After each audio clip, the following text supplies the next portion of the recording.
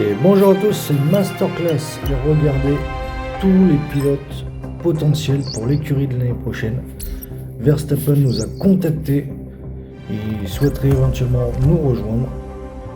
Mais pour l'instant, on va avoir une dernière discussion avec Isaac Hadjar.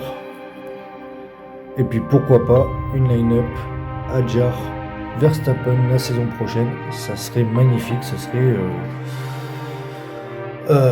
comme Red Bull cette année, tout simplement. Mais pour l'instant, on va voir les exigences à la baisse d'Isaac, qui ne veut plus de pénalité en cas d'échec de ses attentes. Par contre, il veut presque 800 000 à la signature, 6,6 millions de salaire, 78% de chance de signer chez nous. La quatrième voiture du plateau, une note de 4 auprès des fans et 256 ingénieurs. On va réfléchir, mais ouais, moi j'aimerais bien l'avoir, le petit Isaac. Le petit Isaac, le petit Anthony, ça ferait une équipe jeune, fraîche. Je dirais pas non. En parlant d'Anthony, on va avoir la discussion finale avec lui.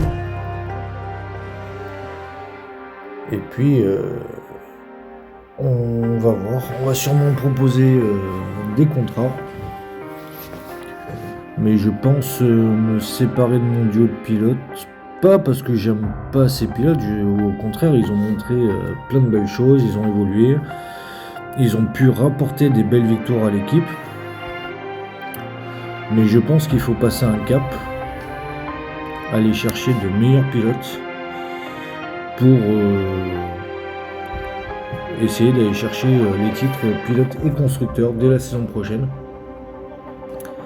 Et en gardant les deux mêmes pilotes, ou un des deux, je pense que ça va être compliqué. Donc, on verra bien. Et Antonelli a 70% de chance de signer. Puis après, c'est presque les mêmes conditions qu'Isaac. Donc je me dis que si j'arrive à en signer un, logiquement, l'autre devrait signer aussi. Et oh non, Max qui prend sa retraite. Quel dommage. C'est pas un pilote que j'apprécie fortement, mais... Mauvaise nouvelle. Isaac, le contrat n'a malheureusement pas été bien accueilli. Non mais c'est une blague. Dites-nous si vous souhaitez en proposer un autre. Je lui propose J'attends vos exactement ordres. ce qu'il veut et Isaac refuse le contrat. Super nouvelle. Par contre, bonne nouvelle, Kimi l'accepte. C'est déjà une bonne chose. Sur ces rebondissements, on va partir avec Victor à Singapour. La nuit tombe à Singapour, la piste commence à chauffer et sera incandescente lorsque nous saurons qui partira en pôle pour la course de demain. Nous connaîtrons alors la grille de départ. Bienvenue aux qualifications ici à Singapour.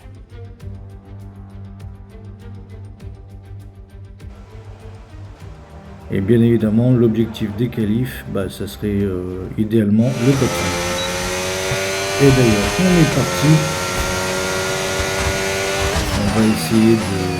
On va un petit peu performant le premier virage, mais ça va pas de pénalité. Et on va essayer de faire le meilleur tour possible. Et c'est la pole sans corner. Et pour l'instant, au premier secteur, on est devant. On est agressif, on lâche rien.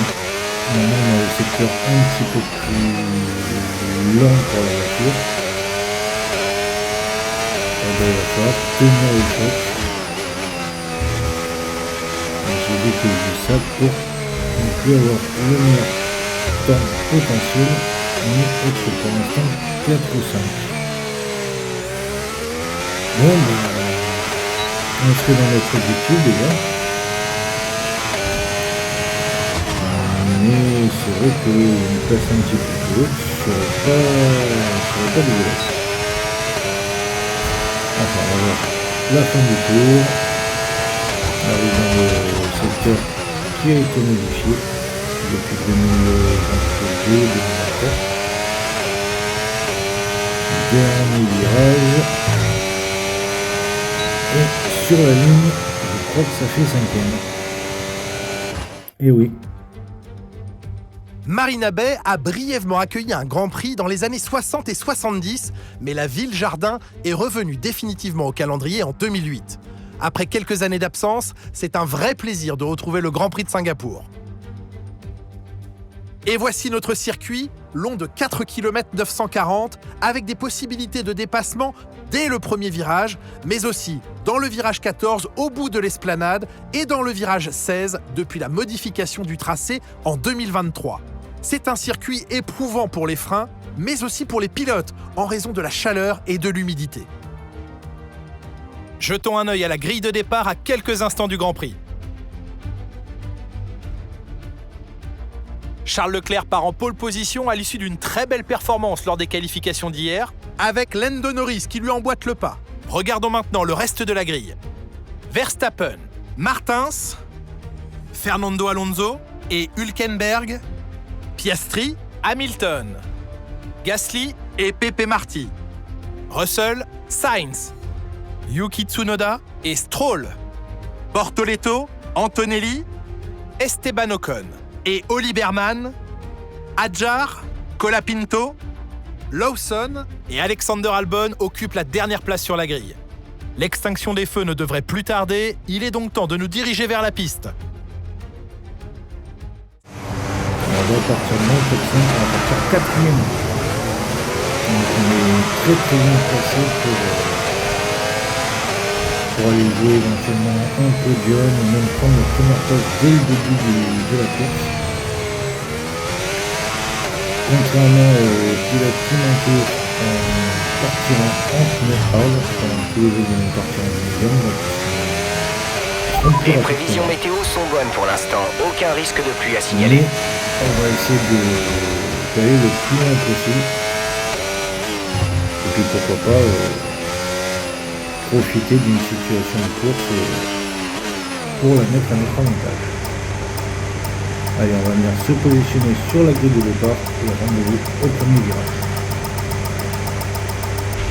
Tu t'es superbement bien garé sur ton emplacement. Ça te donnera l'avantage sur tes compétiteurs si tu parviens à prendre un bon départ. Fais attention au feu, le départ va être donné, toi la déformer. Prépare l'emballage.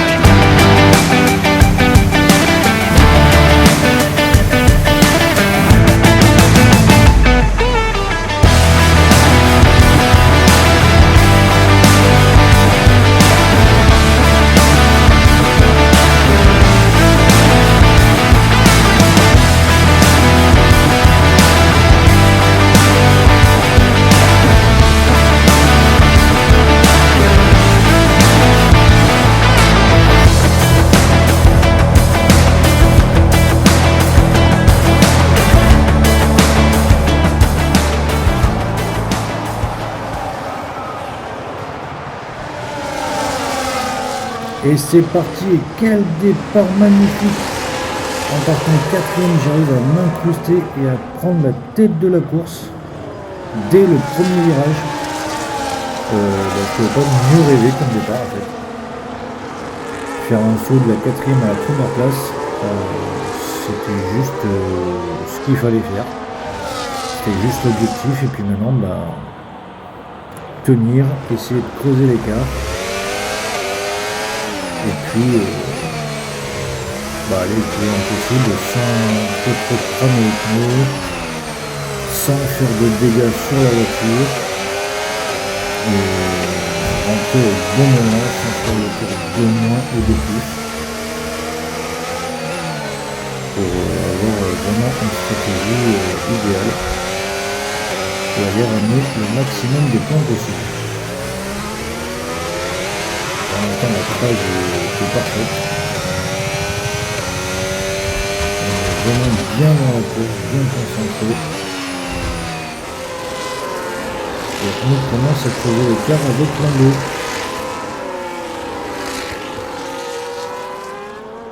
Pourtant Lando a des pneus médiums. Donc il devait être plus rapide que moi. Et il est presque passé sous la seconde. C'est fait. On va revoir le départ par curiosité avec Max. Continuer par bien. On voit que j'ai bien incrusté une légère petite percussion, j'ai bien incrusté, je saute dedans. Et puis, le résultat, on a pris la tête. On a été castré, on essaie de se faufiler dans le peloton. Avec Papi Fernando, qui est passé juste dans la roue. Me voir comme j'ai fait la tête. J'ai fait croire que j'allais prendre à l'intérieur pour prendre à l'extérieur et dans le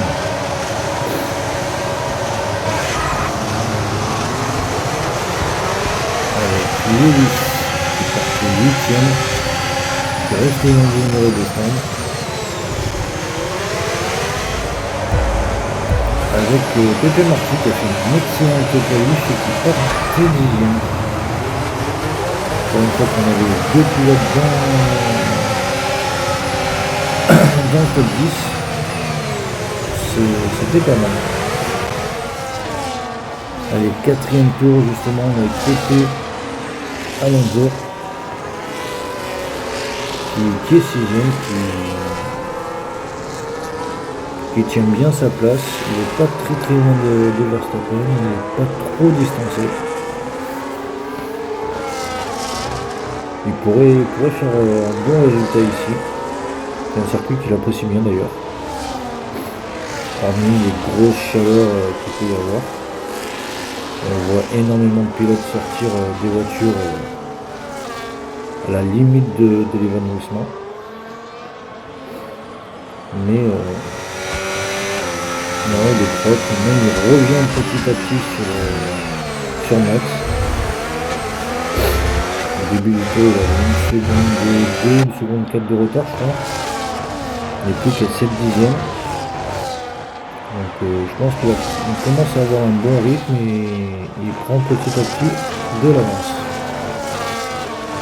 Allez, 8ème tour, et 8ème tour, j'ai déjà 2 secondes et demie d'avance sur Leclerc. Oula. Logiquement, une Formule 1, c'est fait pour rouler assez rapidement, c'est pas fait pour faire du drift. Bon, on a perdu du temps, on a perdu 1 seconde dans l'histoire. On va éviter de se refaire des frayeurs pareilles, parce que sinon on va attaquer les pneus. Et malheureusement, je crois que les fous furieux derrière moi sont en train de revenir. Est-ce que j'aurais déjà trop tapé dans les pneus? Et les pneus commenceraient déjà à me lâcher. Ça ferait un peu l'edge au bout de 8 tours. Même si c'est un circuit qui mange énormément les pneus, mais ça pourrait changer. En attendant, on a quand même réussi à garder un petit matelas d'avance de 7 dixièmes. Et puis on va voir sur la longueur ce que ça va donner. Deuxième tour, on est avec Lewis Hamilton, 6ème, qui est accroché à Piastri mais qui n'arrive pas à le doubler. En même temps, il y a un peloton qui se forme et qui est en train de se créer à cause de moi. Est-ce que vraiment les pneus commenceraient à tomber ou est-ce que je serai en train petit à petit de les soulager pour repartir de plus belle? Ça c'est la question, mais moi je pense qu'il faudrait plutôt les soulager. Quitte à créer un petit peloton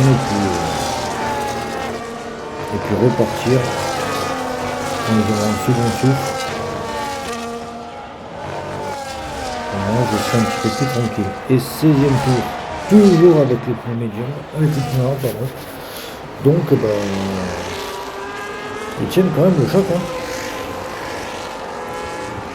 Je pense qu'ils vont pas tarder à arriver à la fin de vie. Parce que j'ai le petit logo de pneus là. Ça doit être à plus de 60% sur l'arrière. Donc comme ça tient, l'idéal. Ok, vas-y doucement avec la monoplace, on ne pourra pas tenir longtemps avec ce genre de dégâts. Mode de médium, on va aller jusqu'à la fin. C'est tranquille, ça fait 13-14 tours avec le médium. Ça serait pas déraisonnable. On va voir s'il y a un peu de course, peut-être attendre une voiture de sécurité éventuellement. Le 20e tour.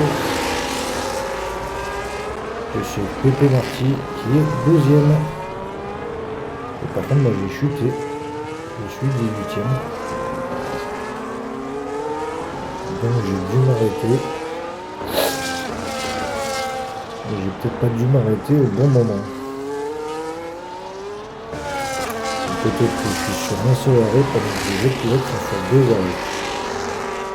Là, ça va peut-être changer la donne.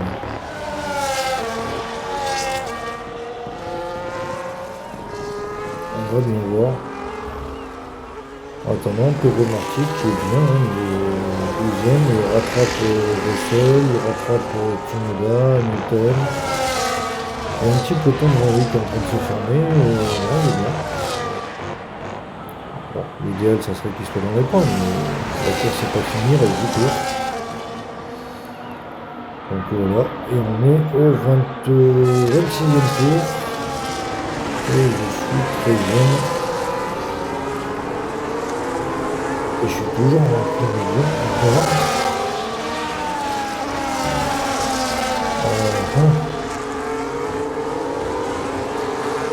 Ah non, mais c'est pas possible, je vais m'arrêter 2 fois.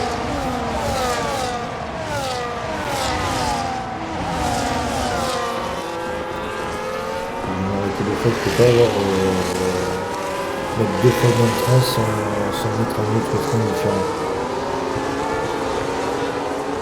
Mais en attendant, j'ai un très bon rythme. La preuve, c'est que je viens manger une Stroll qui vient de la vie de mon numéro. Parfait. Et maintenant, on va partir en chasse de mon coéquipier. D'ailleurs, je reviens très vite. Parce que j'ai les pneus plus frais et que ça va me donner un avantage pour la fin de course, ça très bien d'ailleurs. Je vais peut-être faire taper plus fort sur les pneus pour remonter plus vite dans les points. Une preuve que je viens de doubler mon coéquipier et je vais même laisser sur le carreau. Allez, avant-dernier tour, on est avec Piastri. La course est passée vachement vite. Piastri qui est à 2 secondes presque une minute de Max. Max dans l'ombre de tout le monde. Je suis profité au bon moment pour prendre la tête et pour ne plus la lâcher d'ailleurs. Par contre, on parle de Charles Barnett. Ça c'est pas cool. Ça va peut-être relancer un petit peu le championnat, mais c'est pas cool du tout. C'est très bizarre.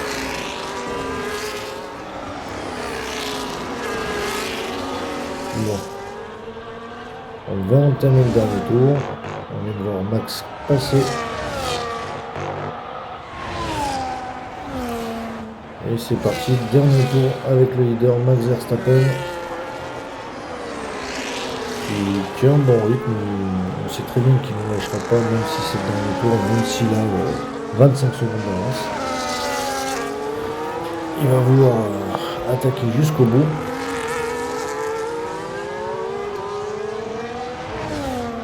Et on va voir s'il va faire une erreur ou non.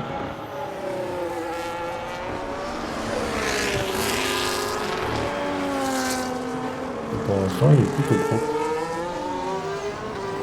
Il est très très propre. Même il augmente l'avance. On va commencer le tour avec 2 secondes 7, 2 secondes d'avance. Il est à 3 secondes 4. Il a pris 6 dixièmes.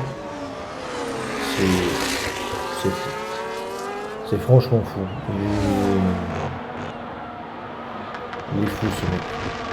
Et belle victoire de Max Verstappen. Finalement, personne n'a réussi à freiner Max Verstappen qui s'impose. Magnifique victoire, Julien, d'autant plus méritoire à ce stade de la saison. La fatigue commence à se faire sentir car la saison est déjà longue.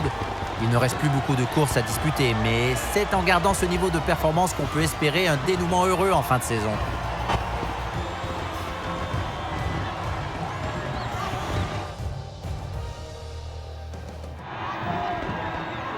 De la ligne de départ au drapeau à damier, l'ensemble des pilotes se bat pour ça, monter sur le podium et accumuler les points.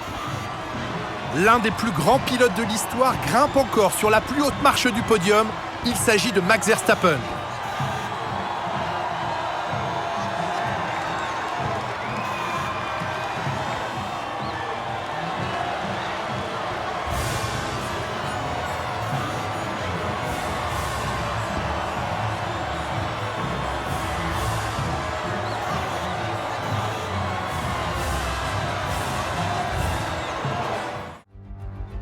Et voilà, victoire de Max Verstappen devant Piastri. Fernando termine 3e, Hamilton 4e, Carlos Sainz 5e. Je réussis à revenir à la 6e place avec 2 arrêts alors que tout le monde n'en a fait qu'un seul. Lando 7e, Tsunoda 8e, George 9e et Pepe Marty 10e. Bravo à lui. Enfin les 2 voitures dans les points. Au classement pilote, c'est Max Verstappen qui est en tête et même il prend un bel écart suite à la mauvaise performance de Charles, vu qu'il a 31 points d'avance, 90 sur Lewis, il a 93 points sur Victor, qui est très très bien, il a 3 points de Lewis, par contre Pepe est à 163 points. Voilà pourquoi il faut que je change au moins un des 2 pilotes, mais le mieux ça serait les 2. Et la Scuderia Ferrari qui est en tête du championnat avec 29 points d'avance sur Red Bull, 110 points d'avance sur McLaren et 135 points sur les GMC F1 Team. Et ben, j'espère que cet épisode vous aura plu. Abonnez-vous, likez, partagez, commentez, ça fera toujours plaisir. Et on se dit au prochain épisode. Salut, salut.